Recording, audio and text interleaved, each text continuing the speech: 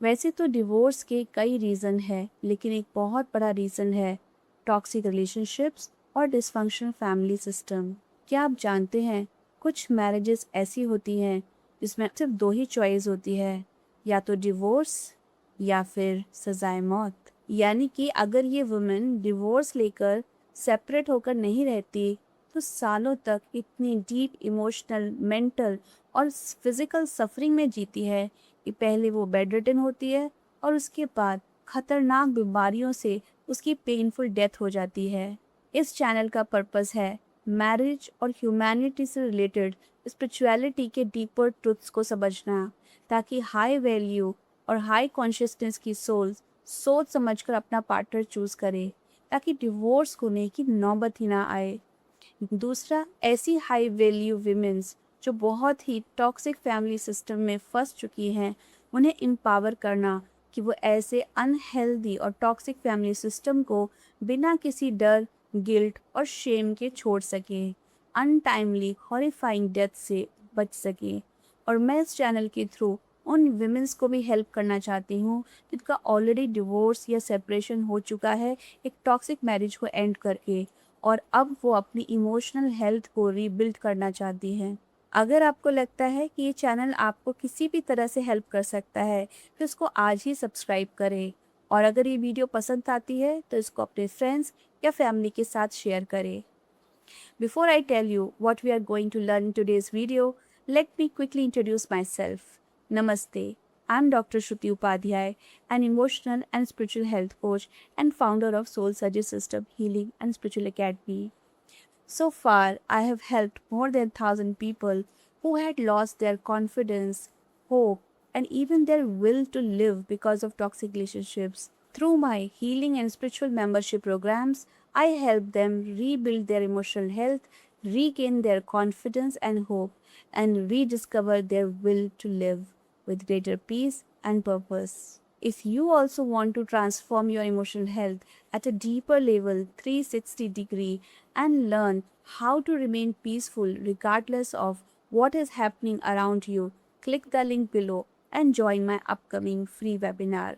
आज की वीडियो में हम लॉ ऑफ पोलराइजेशन के बारे में समझेंगे, इसका मैरिज और डिवोर्सेस में क्या रोल है, और मैं आपको इससे रिलेटेड एक रियल लाइफ स्टोरी भी सुनाऊंगी।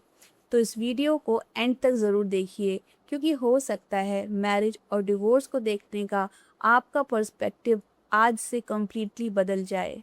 तो चलिए वीडियो शुरू करते हैं और समझते हैं एक deep spiritual truth, law of polarisation. इस दुनिया में पोलराइजेशन एग्जिस्ट करता है। हर अच्छाई के ऑपोजिट उसकी इक्विवेलेंट बुराई भी एग्जिस्ट करती है। अगर यहाँ भगवान है तो उसकी ऑपोजिट पोलैरिटी में यहाँ शैतान है। तो सोसाइटी में भी हमें ब्रॉडली दो ऑपोजिट पोलैरिटीज़ के लोग दिखाई देते हैं। एक तरफ वो लोग हैं जो जेन्युइनली इतने काइंड होते हैं कि दूसरों की भलाई और खुशी के लिए अपनी खुशी सेक्रीफाइस करने के लिए भी तैयार हो जाते हैं। उनकी काइंडनेस सिर्फ बाहर दिखाने के लिए नहीं होती, वो अपने डीपर नेचर से काइंड होते हैं। अगर उन्हें लगा कि उनका थोड़ा सफ़र करने से किसी दूसरे इंसान को हैप्पीनेस मिल सकती है, तो वे कई बार सफरिंग भी हैप्पीली एक्सेप्ट कर लेते हैं। ये नेचर अपने आप में बहुत ब्यूटीफुल है, लेकिन तभी तक जब तक आप सेफ लोगों के साथ डील कर रहे हैं। जब यही डीपली काइंड और सेक्रीफाइसिंग पर्सन ऑपोजिट पोलराइजेशन के किसी अनसेफ व्यक्ति के साथ रहने लगता है, तब यही उसका ब्यूटीफुल नेचर उसके खुद के लिए टॉक्सिक बन जाता है। क्योंकि पोलराइजेशन के दूसरे एंड पर ऐसे लोग भी एग्जिस्ट करते हैं जो अपनी खुशी, अपने ईगो, अपने कंट्रोल और अपनी इच्छा के लिए दूसरे इंसान को किसी भी एक्सटेंट और डेप्थ तक हैरेस कर सकते हैं। आप इमेजिन करिए कि कॉन्शियसनेस और वैल्यू के ये तो अपोजिट पोलर के जो लोग हैं एक ही फैमिली सिस्टम में आ जाएं तो क्या होगा। एक इंसान दूसरे की खुशी के लिए अपनी खुशी सेक्रीफाइस करने को तैयार है, और दूसरा अपनी खुशी के लिए सामने वाले को किसी भी लेवल तक सफ़र कराने को तैयार है। ऐसे घर का फ्यूचर क्या होने वाला है? मेरे हिसाब से दो ही पॉसिबिलिटी बहुत स्ट्रांगली सामने आएंगी। या तो एंड में डिवोर्स या सेपरेशन होगा, या फिर उस मैरिज के अंदर डीप और प्रोलॉन्ग सफरिंग होगी। इसलिए अगर हम सोसाइटी में डिवोर्स को वास्तव में कम करना चाहते हैं तो अच्छे और हाई वैल्यू के लोगों को सिर्फ सेक्रीफाइस करना नहीं सिखाना है, हमें अच्छे लोगों को ऑपोजिट पोलराइजेशन के बारे में एजुकेट करना होगा। Divorce prevention actually starts before marriage. हम दूसरे इंसान को चेंज नहीं कर सकते अगर वो कॉन्शियसनेस के उस लोअर लेवल पर ऑपरेट कर रहा है जहाँ फैमिली के नाम पर इस तरह का हैरेसमेंट, मैनिपुलेशन या क्रूएलिटी उसे नॉर्मल लगती है। लेकिन हम अपने आप को प्रोटेक्ट कर सकते हैं और यही नॉलेज डिवोर्स प्रिवेंशन में बहुत इम्पॉर्टेंट है। जब आपको पता होगा कि सोसाइटी में आपके जैसे वैल्यू रखने वाले लोग ही नहीं बल्कि पोलराइजेशन का एक कंप्लीट ऑपोजिट ग्रुप भी एग्जिस्ट करता है जो बिल्कुल हाई वैल्यू जैसा ऊपर से दिखाई देता है और अंदर से नहीं, तब आप अपने लिए पार्टनर बहुत सोच समझकर चूज करेंगे। अगर आप लव मैरिज कर रहे हैं तो सिर्फ अटेंशन, अट्रैक्शन और लव की फीलिंग के बेसिस पर डिसीजन नहीं करेंगे। आप उस व्यक्ति के डीपर वैल्यूज और कॉन्शियसनेस को समझेंगे। और अगर आप अरेंज मैरिज कर रहे हैं तो भी इस ऑपोजिट पोलराइजेशन के बारे में एजुकेट होना चाहिए।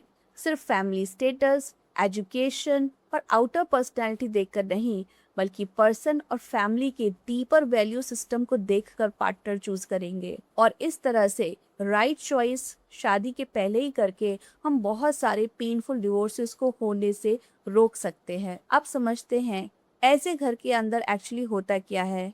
मैं आपको एक रियल लाइफ से एग्जाम्पल देती हूँ। इस एग्जाम्पल की हेल्प से आपको उन लोगों की मेंटेलिटी भी समझ में आएगी जो कॉन्शियसनेस की बहुत लोअर लेवल पर ऑपरेट कर रहे होते हैं। साथ में आपको ये भी समझ में आएगा कि इस तरह की रिलेशनशिप को समझना क्यों इतना डिफ़िकल्ट होता है, कैसे एक बहुत ही हार्मफुल बिहेवियर को बीच बीच में पॉजिटिव बिहेवियर करके छुपाया जाता है और विक्टिम को कंफ्यूज करके सालों तक ट्रैप करके रखा जाता है। एक मदर इन लॉ अपने बेटे की शादी कराने के बाद अंदर से खुश नहीं थी। उसने सोसाइटी के अप्रूवल की वजह से और बुढ़ापे में मेरा कौन ध्यान रखेगा ये सोचकर अपने बेटी की शादी करा तो दी, लेकिन अंदर से उसको ऐसे महसूस होता था कि जैसे बहू नहीं उसकी कोई कॉम्पिटिटर आ गई है। अपने आप को सेफ फील कराने के लिए उसके पास कोई भी हेल्दी तरीका नहीं था, तो वो क्या करती थी, वो बार बार झूठ बोल बोल करके बेटे और बहू के बीच में बहुत झगड़ा कराती थी। उसके इस बैड बिहेवियर की वजह से सास और बहू के बीच में हमेशा तनातनी बनी रहती। फाइनली उसके बेटे को एक दूसरे शहर में एक जॉब मिल गई और वो घर छोड़कर उस दूसरी सिटी में शिफ्ट हो गया। उसके जाने के बाद वो सास अपनी बहू के सामने अपनी छाती पीट पीट कर बोलने लगी कि जब तक मेरा बेटा मेरे पास वापस नहीं आ जाता तब तक मैं चैन से नहीं बैठूंगी।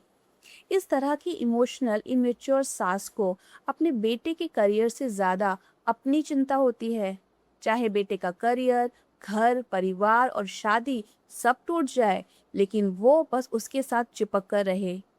खैर, बेटे बहू के दूसरी सिटी में शिफ्ट होने के बाद वो अपने बेटे और बहू के घर कुछ दिनों के लिए विजिट करने आती है और अपने साथ खाने पीने का बहुत सारा सामान भी लेकर आती है। अब ये एक पॉजिटिव बिहेवियर है। सास और बहू की रिलेशनशिप पहले से स्ट्रेन्ड है, लेकिन बहू पॉजिटिव पोलराइजेशन से आती है, इसलिए रिलेशनशिप स्ट्रेन होने के बावजूद उसके मन में अभी भी यही है, कुछ दिनों के लिए आई है, अच्छे से सेवा करूंगी। वो अभी भी अपनी टॉक्सिक मदर लॉ को सर्व करने के मूड में है, लेकिन मदर इन लॉ एक एंटायरली डिफरेंट इंटेंशन के साथ उस घर में आई है। इस ऑपोजिट पोलराइजेशन वाली फैमिली के एल्डर्स का एक पैटर्न होता है, बेटे और बहू के बीच इतनी लड़ाई और इतना पॉइजन क्रिएट करो कि उनकी इमोशनल और फिजिकल इंटीमेसी पूरी तरह से डिस्ट्रॉय हो जाए, उनका इंटरनल रिलेशनशिप जीरो हो जाए, लेकिन साथ ही मैरिज ऑफिशियली टूटे भी नहीं, दुनिया के सामने दोनों हस्बैंड वाइफ बने रहे, यानी इंटरनली रिलेशनशिप 100% खत्म हो जाए, लेकिन एक्सटर्नल स्ट्रक्चर सोशल अप्रूव के लिए इंटैक्ट बना रहे। और इस तरह ऐसी बहू सालों साल एक ऐसी मैरिज में ट्रैप रहती है जहां उसका पति धीरे धीरे उससे नफरत करने लगता है और ये नफरत टाइम के साथ बढ़ती ही जाती है। उसका अपनी वाइफ के लिए इमोशनल और फिजिकल इंटीमेसी पूरी तरह से खत्म हो जाती है। एक तरह से ये मैरिज पूरी तरह से डेड हो जाती है। जहाँ एक मैरिड वुमन को विडो जैसा फील होता है और धीरे धीरे उसका खुद का पति उसकी दूसरी सास बन जाता है, असली सास से भी ज्यादा खतरनाक और जानलेवा। तो चलिए वापस आते हैं अपनी स्टोरी में। अगले ही दिन उसकी मदर इन लॉ का गेम शुरू हो गया। जैसे ही उसने देखा कि कमरे में उसका बेटा अकेला बैठा हुआ है, वो उसके पास गई और उसने अपने बेटे के माइंड में उसकी वाइफ के अगेंस्ट अलग अलग स्टोरी डालनी शुरू कर दी। झूठ, एक्यूजेशंस और ऐसी बातें जिनसे बेटे के माइंड में उसकी वाइफ के लिए पॉइजन क्रिएट हो। लगभग 1-2 घंटे तक वो ये करती रही। बहू ने कमरे से बाहर बहुत कुछ सुन लिया। उसका पहला रिएक्शन था कि मैं अभी अंदर जाकर इन्हें इंटरप्ट करूं और इनसे लड़ूं। लेकिन फिर उसका वही सेक्रीफाइसिंग नेचर एक्टिवेट हो गया। उसने सोचा, जाने दो, कुछ दिनों के लिए आई हैं, क्यों लड़ाई करनी। और उसने इस बात को उस समय इग्नोर कर दिया। लेकिन उसके माइंड में एक इमेज बन गई, मेरी सास एक अच्छी इंसान नहीं है। क्योंकि उसके लिए ये इमेजिन करना मुश्किल था कि कोई मदर नोइंगली अपने बेटे और उसकी वाइफ के रिलेशनशिप को तोड़ने के लिए इतना कॉन्फिडेंटली झूठी बातें कैसे बोल सकती है। तो सुबह उसके माइंड में अपनी मदर इन लॉ के लिए यह इमेज बन गई। लेकिन फिर शाम हुई और यहीं से कहानी बदल गई। शाम को उसी सास ने बहू के कपड़े धो दिए। लगभग 3-4 बजे मदर लॉ बहू के पास आई और बोली, बाथरूम में तुम्हारे कपड़े रखे हैं, मैं धो देती हूँ। बहू ने तुरंत कहा, नहीं नहीं, आप मेरे कपड़े क्यों धोएंगी। मदर इन लॉ ने कहा, अरे मैं अपने कपड़े भी तो धो रही हूँ, तुम्हारे भी धो देती हूँ। बहू ने बहुत मना किया लेकिन वो नहीं मानी। उसने बहू के कपड़े धोए और सिर्फ धोए ही नहीं, ऊपर टेरेस पे जाकर के सुखा करके भी आई। अब बहू के माइंड में इमीडिएटली दूसरी इमेज बन गई। उसने सोचा, यार मेरी सास इतनी बुरी भी नहीं है, मैं तो शायद किसी के कपड़े ऐसे जाकर नहीं धोती। इन्होंने मेरे कपड़े धोए और ऊपर जाकर सुखा कर भी आई। अगर ये इतनी बुरी इंसान होती तो मेरे लिए इतना क्यों करती। अब उसके माइंड में कंप्लीटली दो ऑपोजिट इमेज थी। सुबह एक ऐसी वुमेन जो उसके हस्बैंड के माइंड में उसके अगेंस्ट पॉइजन भर रही थी, और शाम को एक ऐसी मदर लॉ जो उसके कपड़े तक धोकर सुखा रही थी। अब वो कंफ्यूज हो गई, आखिर कोई व्यक्ति ऐसा करता क्यों है। चलिए अब हम इसको डीपर स्पिरिचुअल और साइकोलॉजिकल लेवल पर समझते हैं। उस मदर लॉ को भी समवेयर पता है कि उसने सुबह कितना गलत काम किया है। उसने अपने बेटे और उसकी वाइफ की रिलेशनशिप को नुकसान पहुंचाने की कोशिश की है। अब उसके अंदर जो गिल्ट क्रिएट हुआ है उसका क्या किया जाए, क्योंकि एज अ सोल हमें पता रहता है कि हमने क्या गलत करा है और क्या सही करा है, और जब भी हम गलत करते हैं हमारे अंदर गिल्ट होता है। लेकिन टॉक्सिक लोगों के साथ क्या होता है, टॉक्सिक लोग अपने आप को अपने माइंड में किसी भी तरह से ये बिलीव कराना चाहते हैं कि वो बुरे नहीं, अच्छे इंसान हैं। तो अपने आप को इंटरनली ये कन्विंस उनके लिए करना बहुत ज़रूरी है कि मैं एक बुरी इंसान नहीं हूँ, मैं एक अच्छी इंसान हूँ। और अपनी सेल्फ इमेज को रीस्टोर करने के लिए वो शाम को एक बहुत अच्छा काम कर देती है। बहू के कपड़े धो देती है, उन्हें टेरेस पे सुखा कर भी आती है। अब उसके माइंड को एक एविडेंस मिल गया, देखो मैं तो इतनी अच्छी हूँ, मैंने अपने बहू के कपड़े तक धोए हैं। और अगर कल को उसके बिहेवियर पर कोई क्वेश्चन उठाए तो वो कॉन्फिडेंटली कह सकती है, मेरी बहू मेरे बारे में ऐसा कैसे कह सकती है, मैंने तो उसके कपड़े तक धोए हैं। यानी मॉर्निंग का हॉरिफाइंग बिहेवियर और इवनिंग का गुड बिहेवियर दोनों ही एक ही व्यक्ति में एग्जिस्ट कर रहे हैं, और यही विक्टिम ट्रैप हो जाते हैं। और सबसे इम्पॉर्टेंट चीज़ समझिए, जब विक्टिम रिपीटेडली एक ही व्यक्ति का बहुत बुरा बिहेवियर और इमीडिएटली उसके बाद बहुत अच्छा बिहेवियर देखते हैं, तो उसके माइंड में उस व्यक्ति की दो पर्सनैलिटीज बन जाती है। एक इमेज कहती है ये इंसान मेरे लिए अनसेफ है, दूसरी इमेज कहती है नहीं, ये इंसान इतना बुरा नहीं हो सकता, देखो इसने मेरे लिए कितना अच्छा किया। और धीरे धीरे विक्टिम अपनी ही रियलिटी क्वेश्चन करने लगते हैं, एक्चुअली मेरे साथ कौन है, एक अच्छा इंसान या एक बुरा इंसान, क्या मैं गलत समझ रही हूँ। यही कंफ्यूजन उसे टॉक्सिक फैमिली सिस्टम में सालों तक ट्रैप रख सकता है। और ऑपोजिट पोलराइजेशन का अच्छा एक्ट हमेशा ट्रू काइंडनेस का एक्ट नहीं होता। कई बार हॉरिफाइंग बिहेवियर के बाद किया गया गुड एक्ट उस व्यक्ति को अपनी ही नज़रों में फिर से अच्छा फील कराने का तरीका बन जाता है। उसकी हालत उस हाथी की तरह हो जाती है जो नहाकर बाहर आता है और फिर तुरंत मिट्टी में लोटपोट हो जाता है। एक दिन बहुत बड़ा गलत काम किया, फिर एक अच्छा काम करके अपनी गिल्ट को रिलीज करना। अगले दिन फिर से हार्मफुल बिहेवियर, फिर कोई फेवर, फिर कोई हार्मफुल बिहेवियर, फिर से फेवर, और सामने वाला इंसान बार बार कंफ्यूज होता रहता है। उसका एंड रिजल्ट सिर्फ डिवोर्स नहीं है। इस तरह के फैमिली सिस्टम का इफेक्ट बहुत डीप होता है।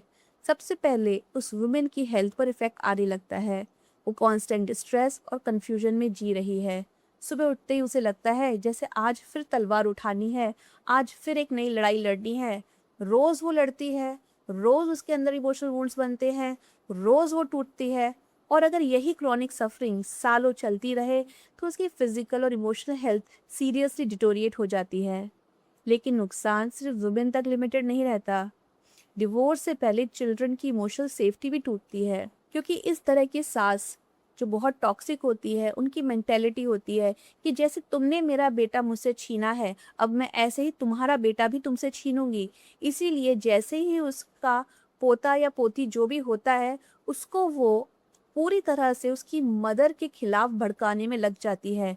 एक ही इंटेंशन होता है इसके माइंड में कि तुमने शादी करके मुझसे मेरा बेटा छीन लिया और अब मैं तुमसे तुम्हारा बेटा छीनूंगी।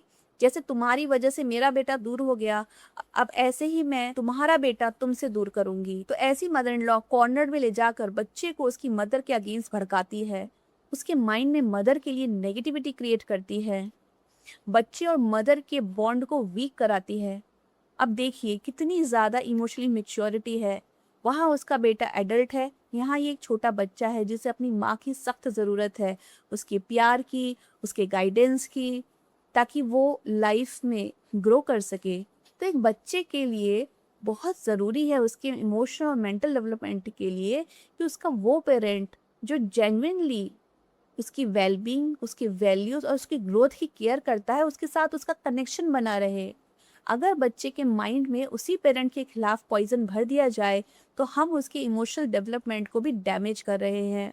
कहने को उस मदर इन लॉ को लगता है कि मैं अपने बहू से बदला ले रही हूँ, लेकिन एक्चुअल में वो उस इनोसेंट चाइल्ड से बदला ले रही होती है जिसे वो अपना पोता या पोती कहती है। इस तरह के घरों में हम कैसे एक्सपेक्ट कर सकते हैं कि वहाँ पे सुख और शांति होगी? अगर डिवोर्स नहीं होगा तो क्या होगा? यही वो अनकंफर्टेबल क्वेश्चन है जिसे सोसाइटी को पूछना होगा।